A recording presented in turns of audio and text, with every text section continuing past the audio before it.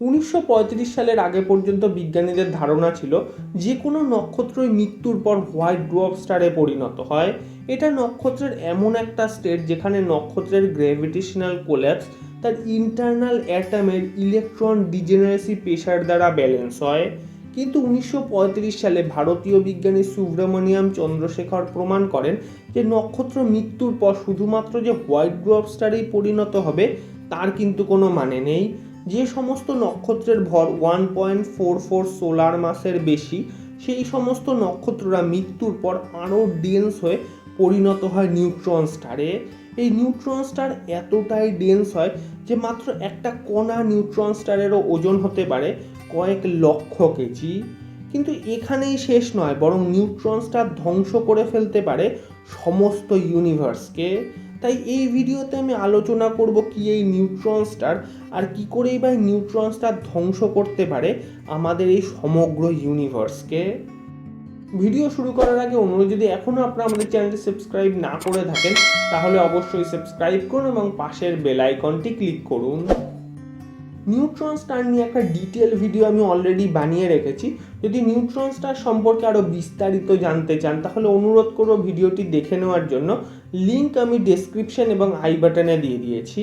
তবে এখানে আমি শর্টে নিউট্রন স্টারের বিষয়ে একটু বলে দিচ্ছি। যে কোনো নক্ষত্র হলো এক একটা বিশাল আকার নিউক্লিয়ার ফিউশন রিঅ্যাক্টর।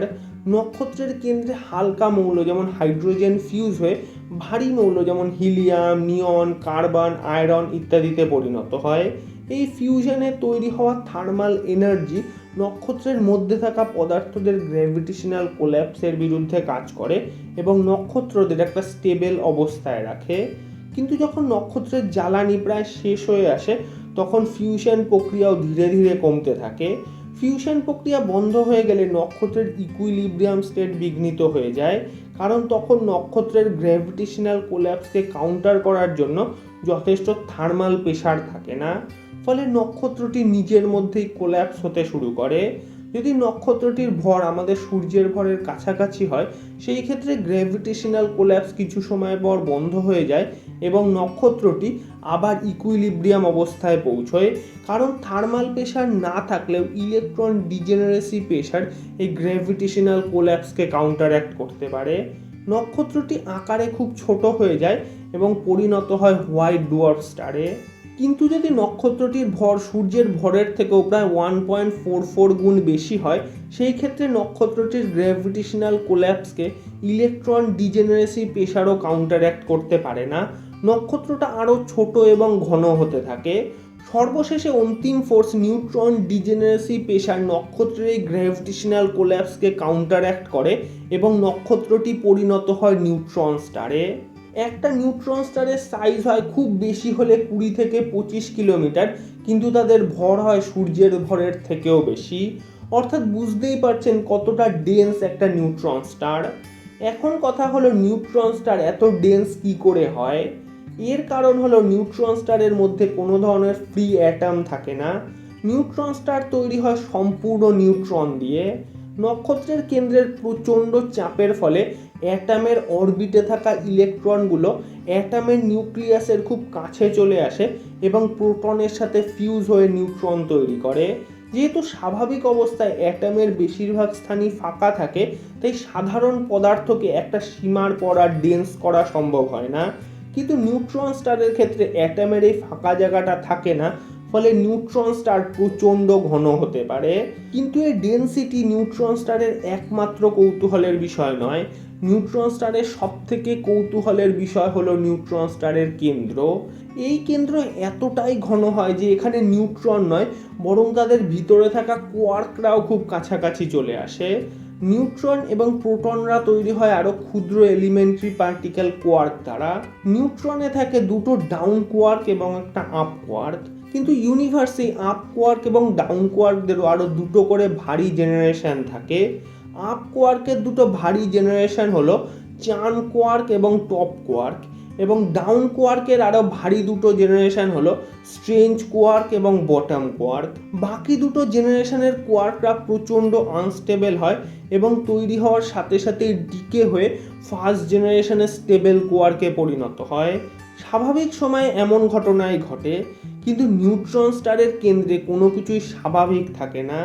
নিউট্রন স্টারের কেন্দ্র এতটা ডেন্স হয় যে তার ডাউন কোয়ার্কের কিছু অংশকে স্ট্রেঞ্জ কোয়ার্কে পরিণত করে। আমরা সবাই জানি যে দুটো ফার্মিয়নরা কখনোই একটা এনার্জি স্টেটে থাকতে পারে না, যাকে বলা হয় পাউলি এক্সক্লুশন প্রিন্সিপাল। ফলে একটা স্টেজের পর ফার্মিয়নদের আর ডেন্স করা সম্ভব হয় না।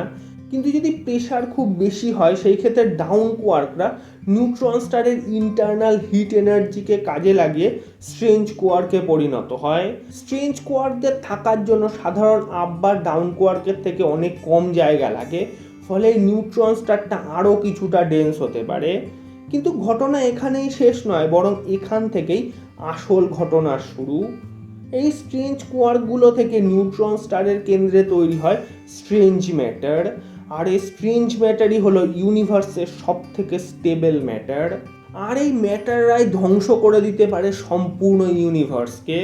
কিন্তু কি করে, তাই তো এই স্ট্রেঞ্জ ম্যাটার এতটাই স্টেবল হয় যে এই ম্যাটারকে দেখে বাকি ম্যাটাররাও আরও স্টেবল অ্যাটমে যাওয়ার চেষ্টা করে। সমস্ত পদার্থেরই ধর্ম হলো তাদের সব থেকে স্টেবল স্টেটে পৌঁছানোর। আর স্ট্রেঞ্জ কোয়ার্করা যখন তাদের স্টেবল স্টেটে পৌঁছানোর পথ দেখায়, তখন সমস্ত সাধারণ পার্টিকেলরা এই স্থিতিশীল স্ট্রেঞ্জ ম্যাটারে পরিণত হওয়ার চেষ্টা করে। এইভাবে সমস্ত পরিচিত বস্তু ধ্বংস হয়ে যায় এবং তারা স্ট্রেঞ্জ ম্যাটারে পরিণত হয়। এখন কথা হলো, তাহলে এখনো পর্যন্ত এমন কোনো ধ্বংসলীলা কেন শুরু হলো না? এর কারণ হলো স্ট্রেঞ্জ ম্যাটারগুলো রয়েছে নিউট্রন স্টারের কেন্দ্রে আবদ্ধ অবস্থায়। আর এই স্ট্রেঞ্জ ম্যাটাররা যতক্ষণ পর্যন্ত সাধারণ পদার্থের সংস্পর্শে না আসে ততক্ষণ পর্যন্ত কোনো বিপদের সম্ভাবনা থাকে না।